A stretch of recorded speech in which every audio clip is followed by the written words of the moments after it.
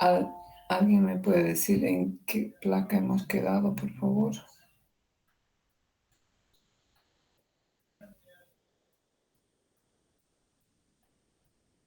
Hola. Hola.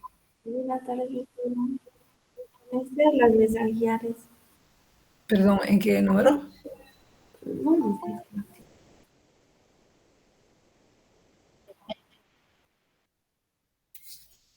Origen.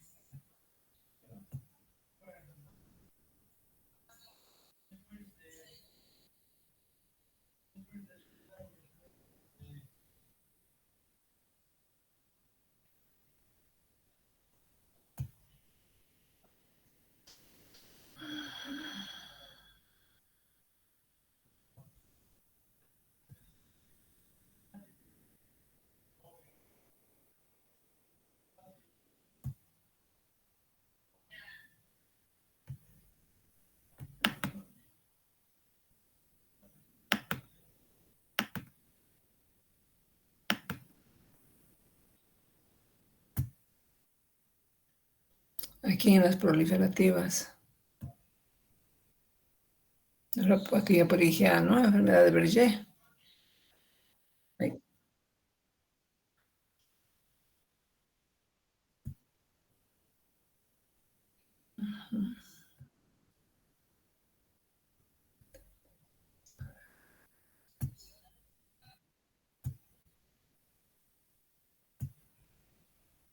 Aquí. Muy bien, la activación de células mesangiales. Entonces, hablando de la nefropatía por IgA, podemos indicar que es un paso muy fundamental para desarrollar esta patología. Entonces, la interacción de los depósitos de inmunoglobulina A1 con las células mesangiales, las cuales van a determinar una proliferación de estas. A ver, vamos a poner acá. Ahora sí, ¿verdad? ¿Están viendo mejor? Sí, doctora. Entonces se produce la proliferación de las células mesangiales, aumentando la síntesis de la matriz mesangial y la lesión mesangial, aumentando asimismo la expresión del óxido nítrico sintetasa, con liberación de varios mediadores de enfermedad renal que no son exclusivos de inmunoglobulina A, como por ejemplo la angiotensina 2, la aldosterona, las citoquinas proinflamatorias y profibróticas, los factores de crecimiento. Estos estímulos, cuando se prolongan, producen la expansión e hipercelularidad del mesangio, la apoptosis, el estrés oxidativo, la activación del complemento, también las lesiones de los podocitos y las células tubulares, el aumento de la permeabilidad de los glomérulos y lesión de esclerosis glomerular con atrofia y fibrosis túbulo-intersticial. O sea, a medida que va aumentando la lesión hacia un deterioro mayor, entonces va presentando cada uno de estas modificaciones a nivel de los glomérulos y a nivel mesangial específicamente. Entonces, todas estas lesiones van a desencadenar la hipertensión arterial, la proteinuria, la hematuria y, por consiguiente, la evolución hacia la enfermedad renal crónica o insuficiencia renal crónica. De la misma manera, va a existir la activación del complemento, un consumo de ella, que va a activar por las dos vías, la vía alternativa de la properdina, IFH, y las vías de lecitina, CD4, a nivel mesangial. El factor genético también es muy importante. Esta es autosómico dominante, pero se ha visto que los familiares con niveles séricos elevados de inmunoglobulina A, galactosa deficientes, nunca tienen manifestaciones clínicas de insuficiencia renal. Entonces se vio que era necesario para el desarrollo de esta enfermedad otros factores que coadyuven y se ha identificado la susceptibilidad de algunos locus, el DQ, por ejemplo, en el cromosoma 6p21, el brazo 6p21 y el 1q32. existirían como requisito. No necesariamente, por mucho que sea autosómico dominante, no todos los familiares van a presentar esta patología, por mucho que tengan esa deficiencia galactosa. Ahora bien, esto se ve en el conjunto de genes que van a codificar el factor H del complemento. ¿Cuáles son los biomarcadores? La inmunoglobulina A1 deficiente en galactosa, la primera, el anticuerpo inmunoglobulina G, que son específicos para valorar la progresión y la respuesta al tratamiento. Estos dos no se olviden entonces, la inmunoglobulina A1 deficiente en galactosa y el anticuerpo inmunoglobulina G específicos para valorar la progresión y respuesta al tratamiento. Es decir, si está siendo efectivo o no el mismo, ¿verdad? También el complemento, el C3A y determinación del ácido úrico, que son marcadores de peor pronóstico y mayor proteinuria, al igual que la excreción urinaria del factor de crecimiento de podocitos y lecitina de unión amanosa. Ninguno de estos se realiza, pero es importante que los vayan conociendo, jóvenes, porque en el resto de los países y del mundo sí se realiza. Entonces, Dios quiera que muy pronto también los hagamos nosotros, ¿no es cierto? Estos factores son muy importantes como pronósticos. Ahora, el pronóstico es variable y va desde 5, 10, 15 y 20 años, dependiendo de la evolución y de su diagnóstico, siempre dependiendo de los factores que han llevado y han desencadenado paso por paso, como hemos visto. Entonces, a mayores alteraciones y transformaciones y estímulos de todos estos factores, entonces la evolución va a ser inevitable, ¿no es cierto?, a la enfermedad renal crónica. Y el tiempo de la misma manera va a ser bastante variable. En uno será más favorable y en otro será más desfavorable. Por eso que la evolución va desde los 5 hasta los 20 años. La patología se manifiesta como una glomerulonefritis proliferativa, focal y difusa. Donde se observan, no se olviden, estas están dentro de las primarias proliferativas, ¿verdad? Entonces, se manifiesta, que habíamos indicado, como una proliferativa focal y difusa, donde se observa la expansión segmentaria y hipercelularidad de la matriz mesangial, y en otros casos puede existir formas más agresivas, con semilunas. El diagnóstico definitivo se realiza siempre a través de la biopsia, y dentro de la biopsia el estudio anatomopatológico más importante es la inmunofluorescencia. Se visualizan los depósitos mesangiales de inmunoglobulina A. La clasificación anatomopatológica según Oxford tiene 4 variables como predictoras de evolución renal. Tenemos 1, la hipercelularidad mesangial; 2, la hipercelularidad endocapilar; 3, la glomerulosclerosis segmentaria; 4, la fibrosis intersticial o atrofia tubular. Y se añade como factor predictor además las semilunas, que es un deterioro peor e irreversible, las semilunas. Bien, entonces, los niveles séricos de inmunoglobulina A también están elevados y el complemento normal. ¿Cuál es la clínica? Entre un 40 y un 50% van a presentar hematuria macroscópica asintomática, que se presenta en forma episódica y está relacionada generalmente con la temporada de infecciones de vías respiratorias superiores. Es como una predisposición las infecciones del tracto respiratorio superior para que se vaya presentando. Por eso se dice en forma episódica. Y es así mismo como se va presentando cuando presentan los niños desde pequeños. Entonces, año por año se va presentando un episodio. Y cuantos más episodios pueda presentar, entonces mayor deterioro va a presentar de la misma manera. Ahora se ha visto también que a veces en estos episodios se puede presentar mayor deterioro. Primero la insuficiencia renal aguda. Otros irán a su vez con hematuria macroscópica y microscópica, además de hipertensión arterial. Otros cursarán con síndrome nefrótico y otros con una glomerulonefritis crónica con hematuria, proteinuria o insuficiencia renal crónica. Un 5% se presentan con hipertensión arterial maligna. Evolucionan a la enfermedad renal crónica, y hemos visto en el lapso de 5 a 20 años, dependiendo siempre del tipo de lesión que se ha presentado y de las intercurrencias que ha tenido el paciente. Pero como ustedes ya saben, inmunoglobulina A somos portadores casi todos. Factores de mal pronóstico. Hemos indicado ya, ¿no es cierto?, la hipertensión arterial, la proteinuria persistente, la insuficiencia renal, el sexo, que es más frecuente en los varones, se dice que es 3-1, la edad avanzada al diagnóstico. El tratamiento conservador. Generalmente se va a dar IECA y ARA si son hipertensos o si tienen proteinuria. Puedes presentar solamente proteinuria sin hipertensión, igual se da IECA y ARA como antiproteinúricos. Y si tiene las dos, mucho mejor, ¿verdad? Todo siempre dependiendo de la función renal, hay que ir evaluando todo aquello y los estadios. El tratamiento con inmunosupresores, corticoides. Siempre en la primera línea están los corticoides. La prednisona por vía oral, 1 miligramo kilopeso, por 6 meses.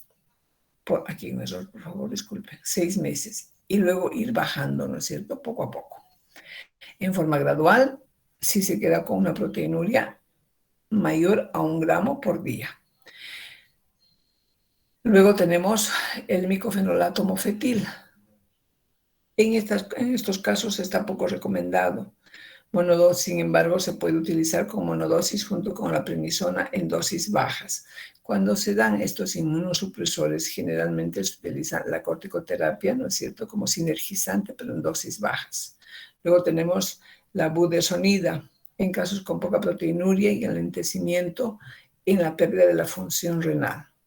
Son diferentes alternativas. El rituximab, la satioprina y anticalcineurínicos como la ciclosporina A y el tacrolimus son también de poco beneficio. Ahora entramos ya a analizar otro tipo de glomerulopatía, ¿no es cierto?, proliferativa, que es la glomerulonefritis post-estreptocócica, indicando que es una glomerulopatía que afecta más a los niños hasta los 12 años y suele ser epidémica o esporádica y frecuentemente está relacionada con infecciones de la faringe o infecciones cutáneas como el impétigo. Esto no quiere decir que es propia de los niños, se puede presentar también en las personas adultas y cuanto más adultos son, es más peligrosa su presentación.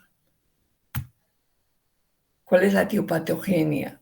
Se debe a la infección por determinadas cepas nefritógenas de estreptococos betemolíticos del grupo A, tipo 12, faringeas, y 42, generalmente cutáneas. Se asume el efecto patogénico directo de una proteína M de superficie estreptocócica que induce un daño por inmunocomplejos que se depositan a nivel glomerular. Como consecuencia de esto, se modula la actividad del complemento y se producen factores quimiotácticos y citoquinas que atraen células inflamatorias predominantemente a los neutrófilos. Las proteínas que van a actuar como antígenos son la proteína M de superficie, que ha sido recientemente identificada, la vimentina, que actúa como secuencias compartidas con proteínas humanas o reacciones cruzadas con proteínas glomerulares. Entonces no se olviden, ya no son las proteínas de la superficie de la bacteria. Luego tenemos los receptores de plasmina, que se abrevia de esta manera, asociada a nefritis que actúan como antígeno nefritógeno, y la endotoxina pirogénica, endotóxica estreptocócica B, que se abrevia también de esta manera. Las tasas de afectación renal en las epidemias se explican por factores de susceptibilidad del huésped. Se ha asociado a varios tipos de HLA, incluyendo el DR. Estos son los estudios de histocompatibilidad que se hacen para los trasplantes, incluyendo el DRW4, el DPA, etc. Todos estos son que se realizan, ¿no es cierto?, para el trasplante en la histocompatibilidad. También es probable que contribuya a cierta disregulación en la vía del complemento. En cuanto a la epidemiología, podemos indicar que se presenta más en países subdesarrollados, pero que tienen alguna característica en la cual la incidencia ha sido disminuida en las últimas décadas. Sin embargo, se ha visto que esto aumenta más de acuerdo al sexo. En el sexo masculino, 2-1 en relación a las mujeres. Y predomina en la edad de 2 a 6 años, con una presentación de brotes epidémicos estreptocócicos, como habíamos señalado. En países desarrollados apareció en un grupo de pacientes de riesgo añoso, como por ejemplo los inmunosuprimidos, los oncológicos o alcohólicos, donde la presentación es más rigurosa y de peor pronóstico. Es decir, que se ha visto que en los países subdesarrollados la incidencia es mucho mayor en los niños. Sin embargo, en países ya más desarrollados está en la edad añosa, pero que tiene además ciertos factores que van a contribuir a que se desarrolle esta enfermedad y con mayor gravedad. El cuadro clínico aparece con un periodo de latencia de 10 a 21 días tras la infección originaria en caso de faringitis y algo más de 14 a 21 días cuando la infección es cutánea. El grado de severidad de fallo renal puede variar desde presentarse como asintomático a una oligoanuria. La hipertensión arterial suele ser leve o moderada y ocurre en 3 de cada 4 pacientes, o sea, de una frecuencia bastante alta. En los casos de adultos puede haber un síndrome nefrótico y es más frecuente que la oliguria se complique con insuficiencia cardíaca y que se requiera terapia de reemplazo renal sustitutivo. La presentación clínica es el síndrome nefrítico. Por lo tanto, se va a presentar, ¿no es cierto?, secundaria a esta reacción inflamatoria estreptocócica glomerular, se va a presentar una disminución de toda la superficie glomerular. Va a estar disminuido el KF, habíamos dicho, ¿no es cierto?, que depende de la superficie de la permeabilidad. Por lo tanto, va a existir una disminución de la filtración glomerular. Pero además puede presentar una proteinuria. Lo que sí va a existir siempre es la hematuria junto con los cilindros hemáticos.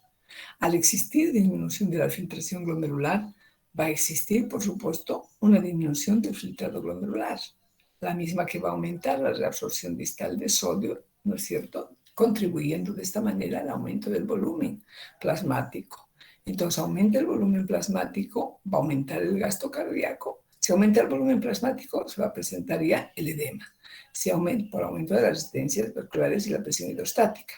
El aumento del gasto cardíaco y aumento de resistencias periféricas que van a determinar que se desarrolle la hipertensión arterial. Entonces, esta es la clínica típica del síndrome nefrítico. Entonces, volvemos a reiterar, ¿no es cierto?, la hematuria, la hipertensión arterial, edemas, oliguria y puede o no proteinuria. Pero en general siempre se va a presentar un grado de proteinuria porque es una glomerulopatía. Lo que pasa es que la proteinuria va a ser mínima, menos de 2 gramos en 24 horas. Asimismo, la fisiopatología del edema del nefrítico es muy importante tomar en cuenta, ¿no es cierto?, que existe un daño glomerular de tipo inmunológico, como acabamos de analizar, con la activación del complemento, exudación de leucocitos y sobre todo hemos dicho de neutrófilos con una gran proliferación celular, la cual va a determinar la hematuria, la disminución del filtrado glomerular y la proteinuria. Por lo tanto, va a existir, ¿no es cierto?, una mayor reabsorción distal de sodio. Esta va a contribuir, como hemos indicado, a la retención de agua y sodio, aumento del volumen del líquido extracelular, congestión vascular, edema e hipertensión arterial. Aquí mostrándoles nuevamente la hematuria, la hipertensión arterial y el GODER que deja el edema. El diagnóstico diferencial es muy importante tomar en cuenta. En los adultos hemos indicado que la glomerulopatía es mucho más grave. Por lo tanto, se la va a diferenciar con una glomerulonefritis rápidamente progresiva. Esta evoluciona, como su nombre indica, rápidamente a la insuficiencia renal aguda y crónica. Tiene un pasito para irse para allá. Luego tenemos la nefropatía por IgA, con brotes de hematuria macroscópica. Acuérdense, acabamos de llevar la IgA. Se caracteriza por la macroscópica, pero también puede tener la microscópica. Luego tenemos otra diferenciación, la glomerulonefritis mesangiocapilar o con glomerulopatías por complementemia 3, especialmente por la hipocomplementemia que van a presentar. Eso es en los adultos. Y en los niños la presencia de anticuerpos antifactor B de la vía alterna con complemento, como una forma de diagnóstico de la glomerulonefritis aguda post-streptocócica versus la glomerulonefritis por complementemia. Jóvenes, vamos a quedar aquí, por favor, hasta la próxima semana. Tienen la gentileza de anotarse dónde estamos quedando, bueno. ¿Está bien, doctora? Muy bien, que les vaya bien. Hasta la próxima semana. Hasta luego, doctora. Hasta luego, Hasta doctora. luego. Hasta luego, Hasta doctora. luego.